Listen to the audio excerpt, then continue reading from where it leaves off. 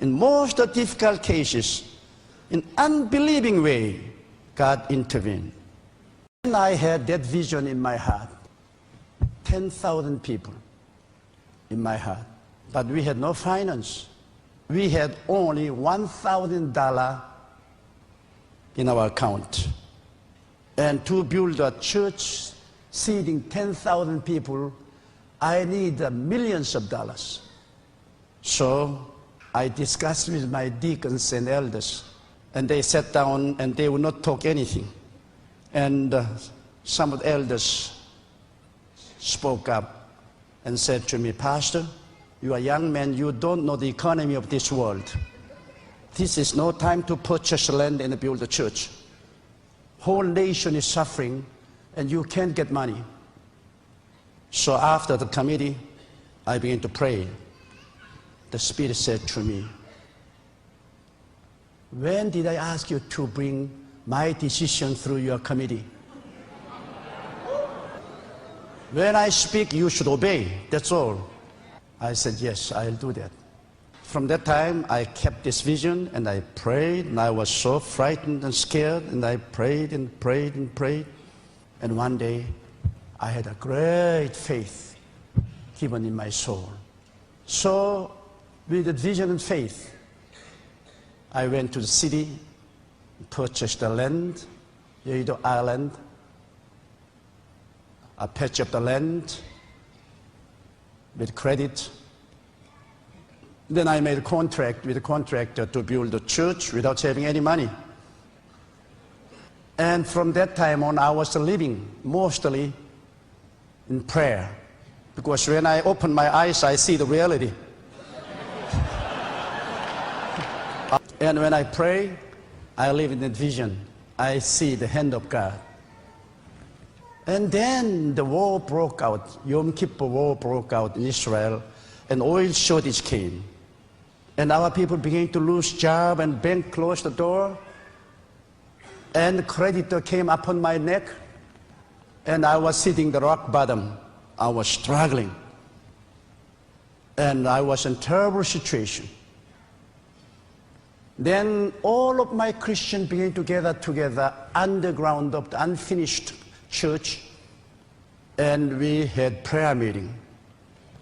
Every night we would gather together and we were pouring our heart and we were praying.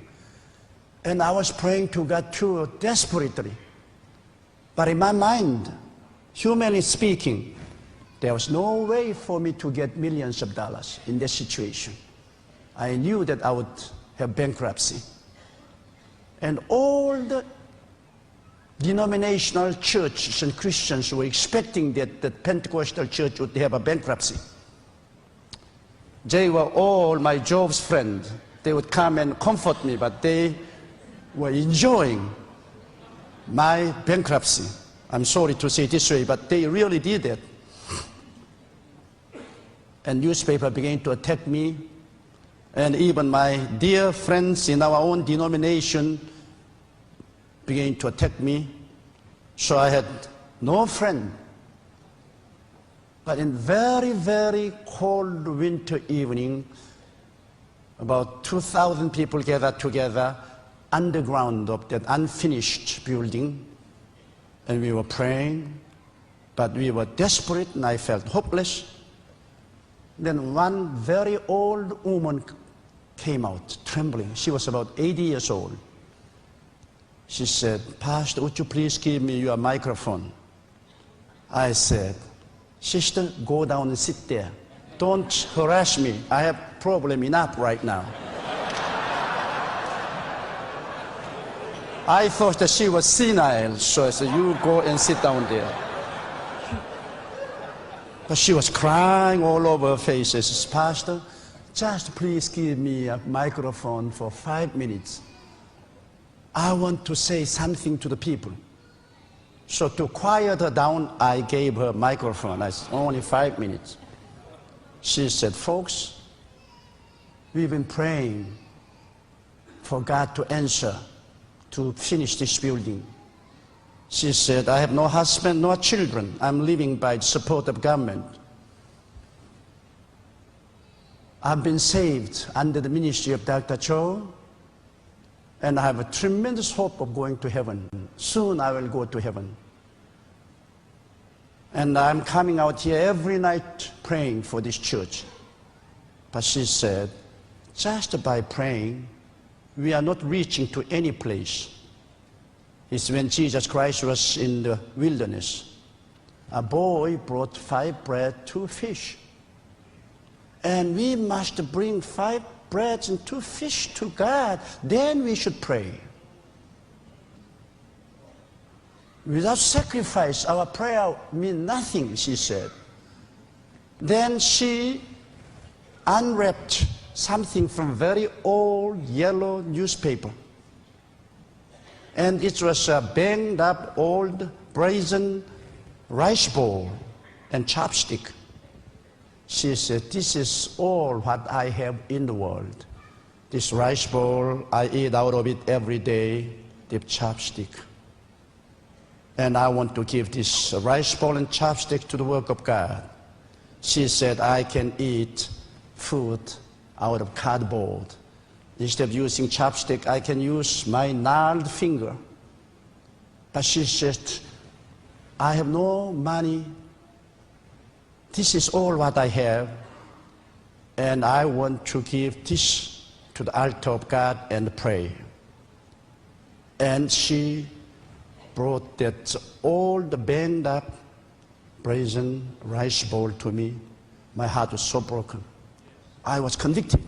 I said, because I started to build this church, I'm even robbing this old woman of the old rice bowl which she has. I was broken down. I was crying. I said, grandmother, I can't accept it from you. I'd rather die. I'd rather give up my ministry than exploiting you. No, I can't accept. She crumbled down. She was crying. She said, because I'm an old widow, because I give very poor things to the Lord, you are not accepting me? And she was crying. Then suddenly the Holy Spirit came upon the congregation. All the people began to cry. All the people began to cry.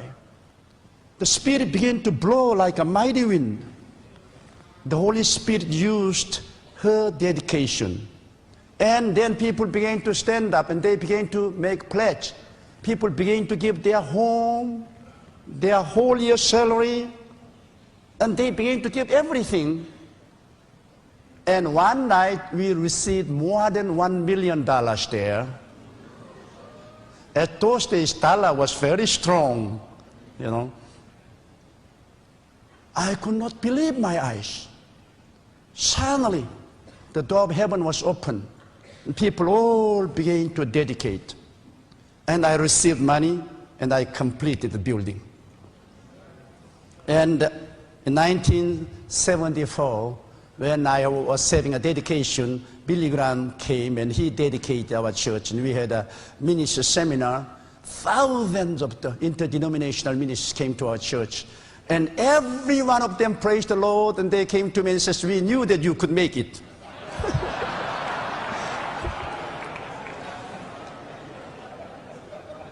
But brothers and sisters, I tell you, when you have vision and faith, God intervenes. In most of the difficult cases, in unbelieving way, God intervened.